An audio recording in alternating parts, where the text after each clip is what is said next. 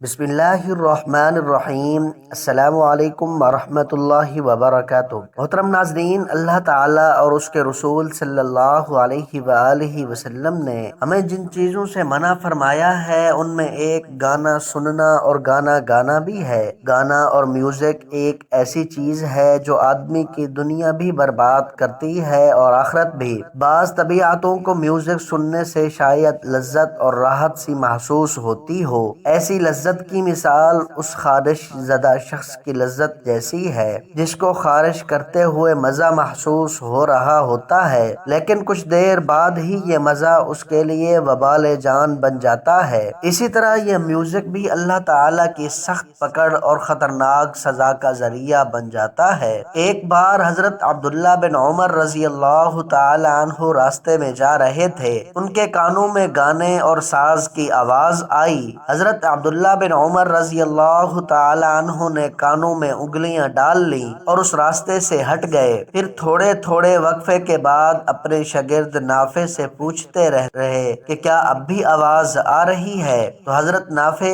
اس بات میں جواب دیتے یعنی آواز آ رہی ہے۔ تو آپ چلتے رہے یہاں تک کہ جب گانے کی آواز سنائی دینا بند ہو گئی تو آپ رضی اللہ تعالی عنہ نے اپنے کانوں سے ہاتھ ہٹا لیے اور فرمایا کہ میں نے رسول پاک صلی اللہ علیہ وآلہ وسلم کو بھی گانے کی آواز پر اسی طرح کانوں میں انگلیاں ڈالتے دیکھا تھا۔ ملاحظہ فرمائیے کہ گانوں کی آواز سے کتنی سخت نفرت تھی کہ کانوں میں انگلیاں ڈال لیں۔ سرکار دو عالم صلی اللہ علیہ وآلہ وسلم کا مبارک ارشاد ہے کہ گانا دل میں اس طرح نفاق پیدا کرتا ہے جیسے پانی کھیتی اگاتا ہے۔ ایک حدیث مبارکہ میں رسول اللہ صلی اللہ علیہ وآلہ وسلم نے 15 ایسے اعمال بتائے کہ جب لوگوں میں وہ کام ہونے لگیں تو ان پر پریشانیاں اور مصیبتیں نازل ہونے لگ جاتی ہیں، اور ان میں سے ایک کام ساز باجوں اور گانوں کی کثرت ہے۔ حضرت عمر رضی اللہ تعالی عنہ کے زمانے میں ایک بوڑھا آدمی مسلمان ہوا اور تابعین میں سے بنا۔ اس نے اپنی زندگی گانا گانے میں گزار دی تھی۔ اس کی آواز بڑی اچھی تھی۔ جب وہ گانا گاتا تھا تو لوگ اس کے شیدائی تھے۔ اس کے گرد سینکڑوں لوگوں کا مجمع ہوتا تھا۔ اس کی آمدنی بے شمار تھی۔ اس کی کوئی اولاد نہیں تھی اور اس کی بیوی بھی فوت ہو گئی تھی۔ جب وہ بوڑھا ہو گیا تو دانت گر گئے جس کی وجہ سے وہ گا ہی نہیں سکتا تھا۔ اس کی آمدنی کا ذریعہ ختم ہو گیا۔ وہ مانگنے کے لیے واقف لوگوں کے پاس جاتا رہا۔ وہ کچھ عرصہ تو اسے دیتے رہے لیکن کچھ عرصہ کے بعد انہوں نے بھی اس کو منع کر دیا۔ جب سب دوستوں نے نہ کر دی تو کئی کئی دن تک کھانے کو نہ ملتا۔ اس کو اپنی جوانی یاد آتی کہ میں اتنا حسین تھا، میری آواز کوئل کی مانند تھی۔ جب میں گاتا تھا تو ہزاروں لوگ میری آواز پر مرتے تھے اور میری جھلک دیکھنے کو ترستے تھے، لیکن آج میں دھکے کھاتا پھرتا ہوں اور کوئی بندہ مجھے ایک وقت کا کھانا دینے کو بھی تیار نہیں ہے۔ اس بڑھاپے، کمزوری اور بھوک کی حالت میں اس کا دل بڑا ہی کھٹا ہوا۔ اس نے سوچا کہ کاش یہ راتیں میں اللہ کے لیے جاگا کرتا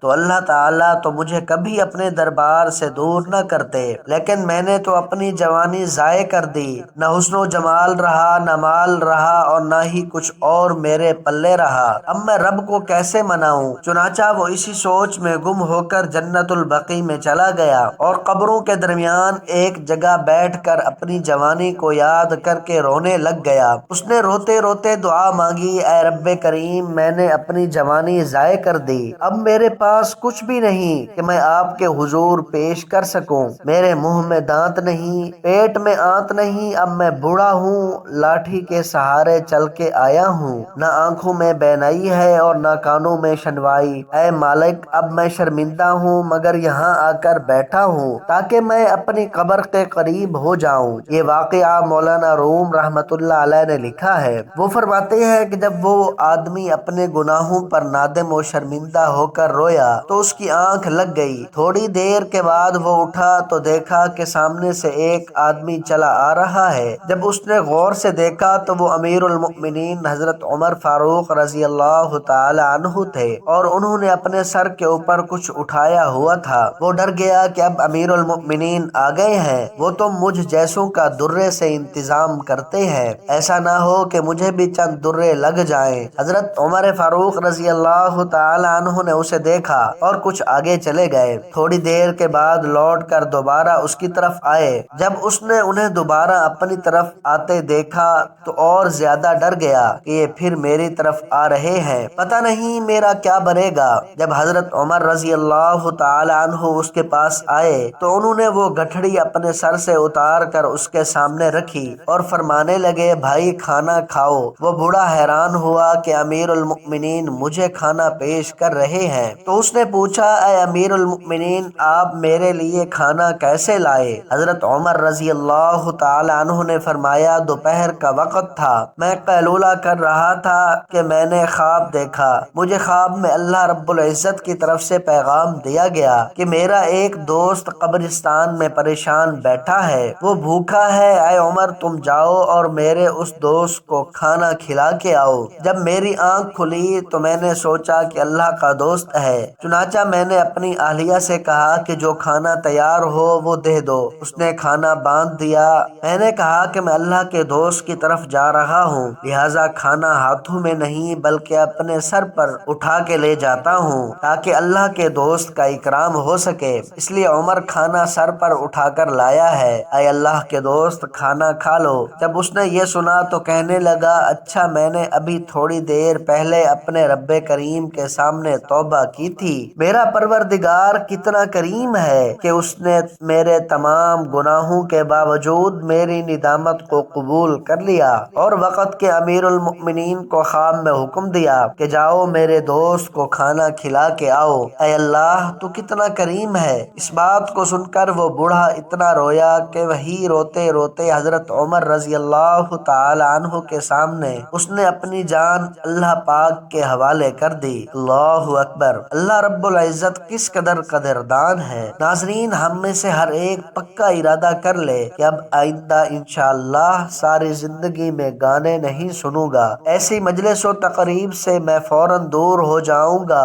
چاہے گانے بج رہے ہوں یا میوزک والی نعتیں یا قوالیاں سنی جا رہی ہوں، کیونکہ حقیقی خیر اور اصل سکون و کامیابی پیارے نبی صلی اللہ علیہ وآلہ وسلم کے پیارے احکامات سے اپنی زندگی کو سنوارنے میں ہی ہے۔ اللہ پاک ہمیں اس عظیم گناہ سے بچائے۔ ناظرین، ایک بادشاہ نے ایک عالم سے کہا کہ آپ بہت دور رہتے ہیں، مجھے آپ سے بڑی محبت ہے، آپ آئیں اور میرے پاس آ کر رہیں۔ اگر آج کل کے کسی بندے کو بادشاہ دعوت دیتا تو وہ سر کے بل چل کر جاتا، لیکن وہ اللہ والے تھے، جب انہیں یہ پیغام ملا تو وہ آئے اور انہوں نے بادشاہ سے بھرے دربار میں کہا، بادشاہ سلامت، اگر میں آپ کے پاس آ کر رہوں اور آپ کی کوئی باندی ہو اور آپ مجھے کسی دن دیکھیں کہ میں آپ کی اس باندی کے ساتھ زنا کا مرتکب ہو رہا ہوں تو آپ کا رویہ کیا ہوگا؟ بادشاہ یہ سنتے ہی سخت غضبناک ہوا اور کہنے لگا،